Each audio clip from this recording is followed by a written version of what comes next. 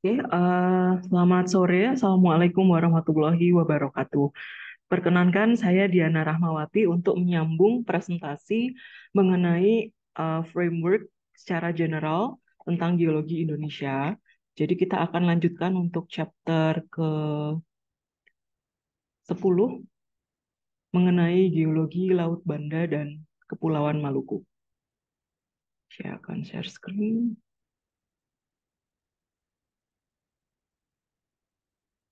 Baik.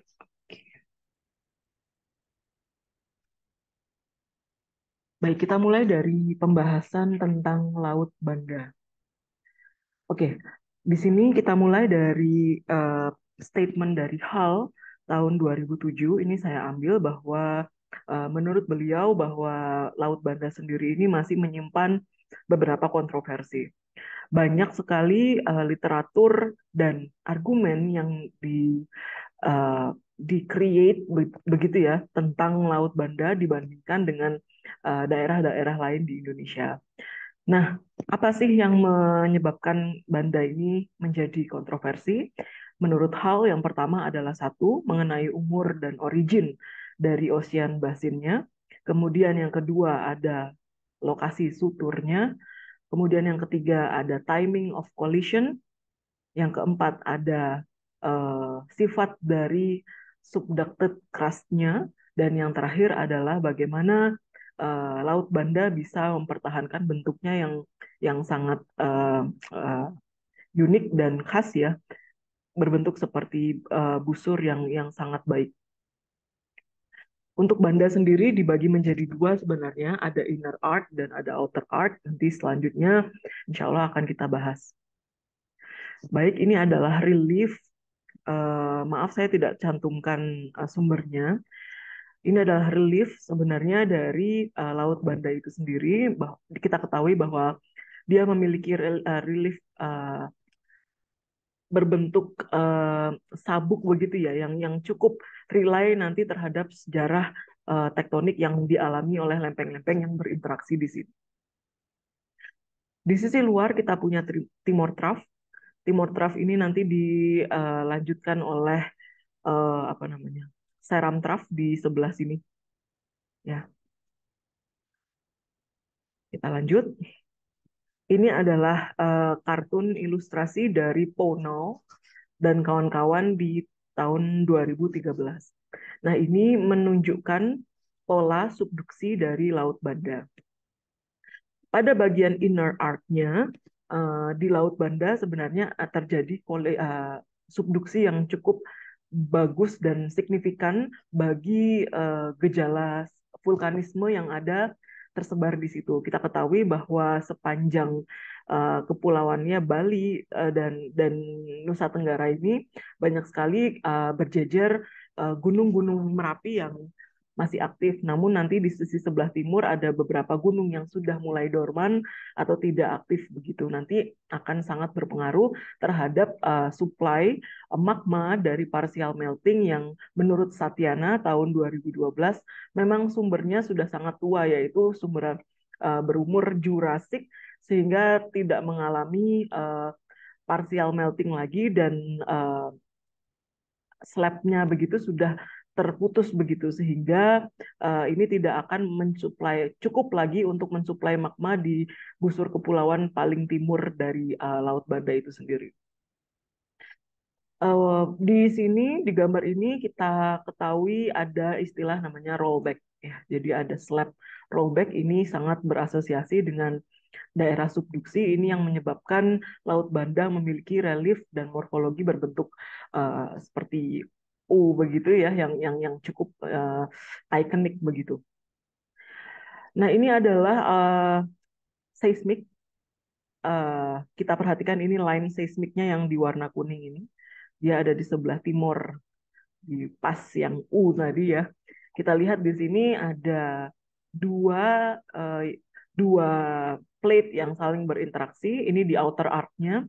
Dia akan menunjukkan proses kolisi ya pada outer arc antara Australian Pacific Margin dan Banda Arc-nya. Ini lihat ya dari sisi seismik yang ini cukup bagus benturannya terlihat dan ini bukan subduksi pada bagian outernya. Berbeda dengan yang bagian innernya. Kemudian ini busur luar banda atau outer banda arc di situ adalah benturan tepi benua dan busur kepulauan. Ya, tepi benua ini tepi benuanya Australia dan busurnya Indonesia. Nah, bisa dilihat di sini bahwa ada beberapa setelah banyaknya proses pensesaran yang ada di situ, rupanya dia juga mengalami rifting-rifting kecil begitu ya. Ini yang akan menyediakan accommodation space untuk deposit-deposit plastik, marine plastik yang nantinya akan diendapkan setelahnya. Saya rasa section ini cukup bagus ya. Section ini lumayan berarah yang cukup mewakili ya. Contohnya dari ini adalah west ke east, ini west ke north, ini pada bagian section yang ini.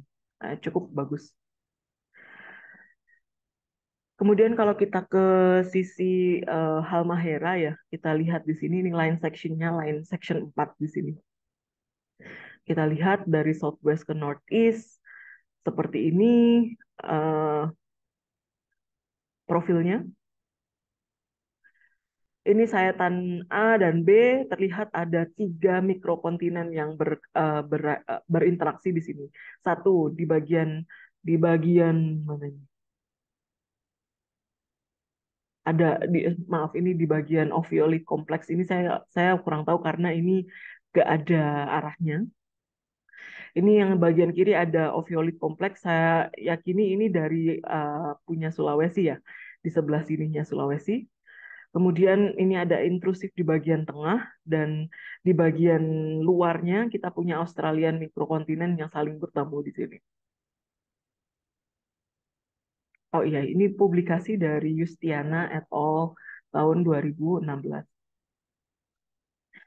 Nah, ilustrasi selanjutnya ini menunjukkan bahwa vulkanik yang berkembang di Kepulauan Banda itu memiliki umur yang very young kalau di sini dinyatakan ya.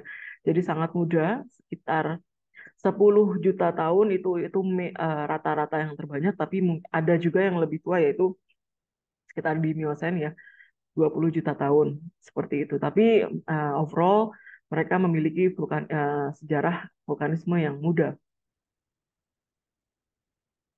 Baik, ini adalah petaan anomali graviti dari trough yang ada.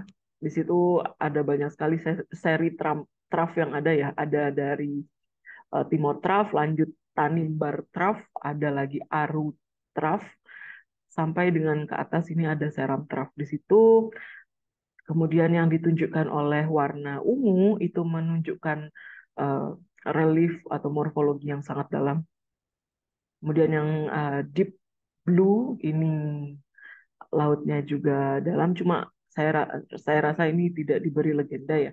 Saya rasa itu. Kemudian untuk yang semakin cerah di sini warna kuning ini menunjukkan daerah-daerah yang memiliki relief yang lebih lebih datar.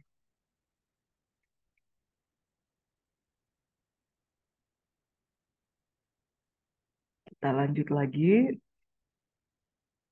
ke bagian uh, selanjutnya. Ini adalah profil seismik ya. Ini profil seismik dari early Pliocene yang ada di sekitar Seram. Ini juga terlihat bahwa di terjadi ini uh, pengendapan sedimen yang cukup baik di Miocene ya. Jadi di bawah bawah horizon early Pliocene ini kita lihat di situ sedimennya juga cukup baik ya, berkembang selama Miocene.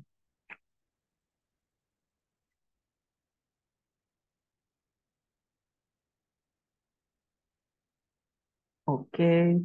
Nah, ini yang terakhir, ini dari kartun yang saya lihat dari Hall tahun 2007. Beliau mencoba membuat satu rekonstruksi dari material ya. Ini entah ini material liat atau seperti apa gitu ya. Sehingga dia mencoba mengilustrasikan bagaimana sih penunjaman yang terjadi di inner Banda Art itu, dan seperti ini hasilnya. Ada slab yang patah di sini, kemudian ada yang menerus menjadi subduksi.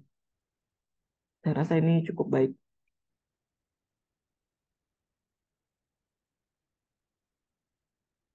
Kalau kita refer ke rekonstruksi dari hal itu yang tahun 2012.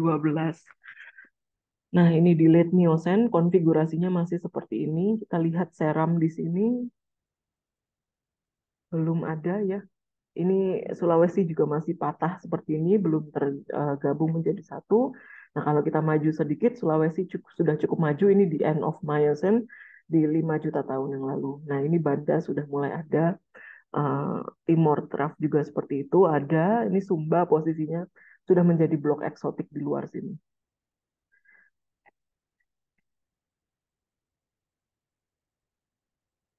Baik, ini ilustrasi lainnya. Ini adalah line seismik yang cukup banyak. Ini sebenarnya garisnya dan uh, saya rasa kita langsung masuk saja ke bagian selanjutnya dari chapter ini yaitu The Molucca Sea atau Laut Maluku. Jadi section ini adalah Laut Maluku.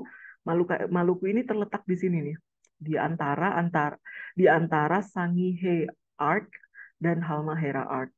Jadi ini dia terletak di antara arc and arc collision.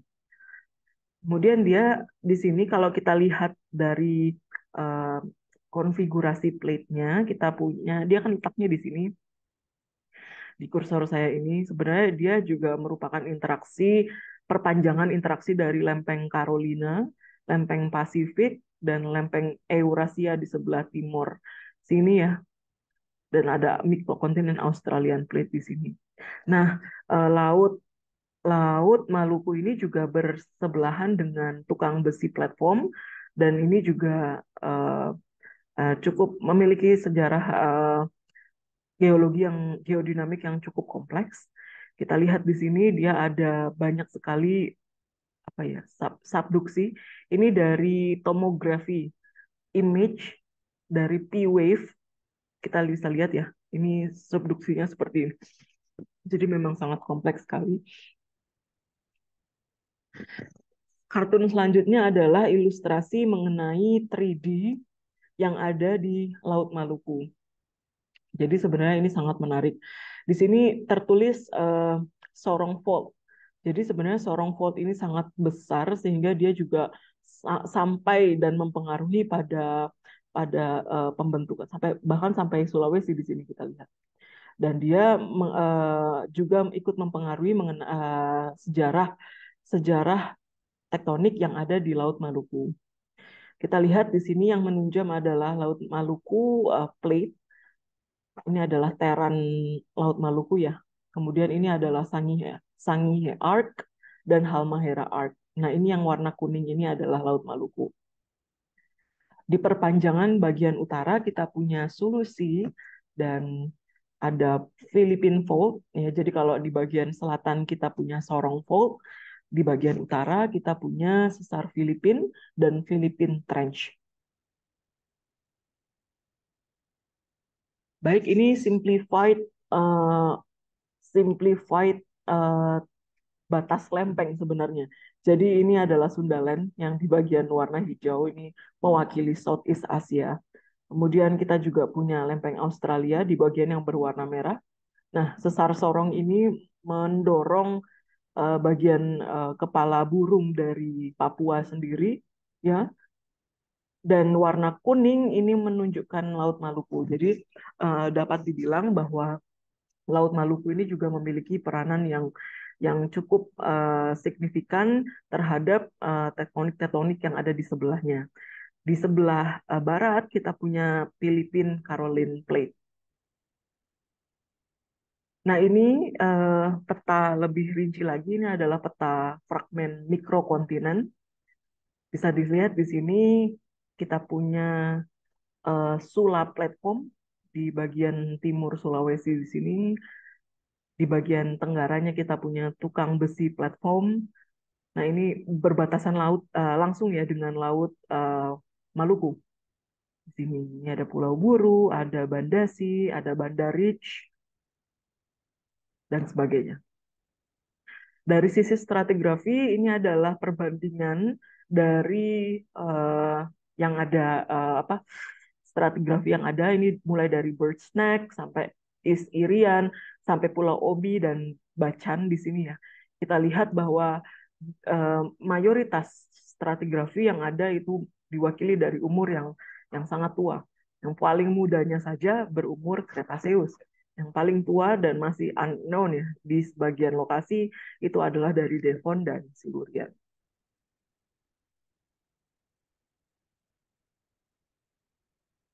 Untuk preneogen dari Kepulauan Maluku sendiri, kita sudah simpulkan bahwa Maluku sendiri merupakan bagian dari intraoceanic arc dan dia memiliki long history dalam hal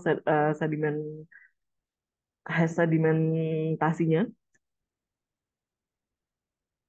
Nah, di early Miocene dia juga memiliki perubahan yang cukup penting dalam hal stratigrafinya. Kita lihat di sini bagian-bagian yang berwarna muda ini ya. Ini adalah bagian-bagian yang cukup penting yang berumur neogen di Halmahera, Pulau Maluku maksud saya dan sekitarnya. Baik, kemudian kita lanjut ke selanjutnya yaitu oviolit stratigraphy. Di sini juga cukup didominasi dari banyaknya oviolit yang ada. Yang pertama dia juga punya uh, green schist, amfibolit, dan golongan lerzolit. Semakin ke atas dia menjadi sitit dike dan ditutup oleh pelagic sedimen. Sangat menarik. Oke, ini adalah kartun simplifikasinya. Ini adalah basement type di Kepulauan Maluku. Kita akan punya kontinental yang berwarna merah, kemudian kita punya yang berwarna biru, biru muda, itu adalah kompleks oviolit. Kemudian bagian oligosen ini terbagi dua, yaitu oligosen back arc yang berwarna biru lebih tua, hanya di bagian selatan ini, dan yang biru intermediate blue ini mewakili arc yang bagian oligosen. Dapat dilihat bahwa di Kepulauan Maluku juga terdapat quaternary volcano ya. Kita lihat di situ. Nah, ini adalah contoh Eosen Pillow dari kawasan Talaut, begitu ya. Talaut, kemudian ini adalah Praneogen Melange di daerah Mayu. Ini adalah rift dari Talaut dan Mayu.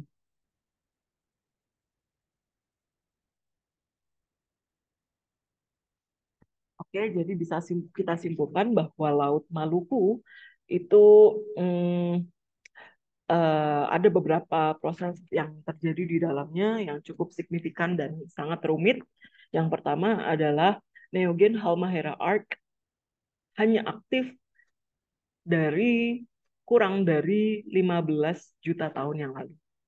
Kemudian arc arc collision atau kolisi dari busur-busur ini uh, menyebabkan repeated failure dari Halmahera Arc by thrusting at the side of the arc. Kemudian Halmahera Arc uh, currently juga merupakan overridden dari Sangihe Arc, dan yang terakhir adalah art ini bisa disappear dengan almost no trace at the surface. Baik, saya rasa itu penjelasan untuk Laut Banda dan laut sekitar Kepulauan Maluku. Kita akan sambung di sesi terakhir, yaitu di chapter 11 mengenai geologi Papua. Terima kasih untuk perhatiannya.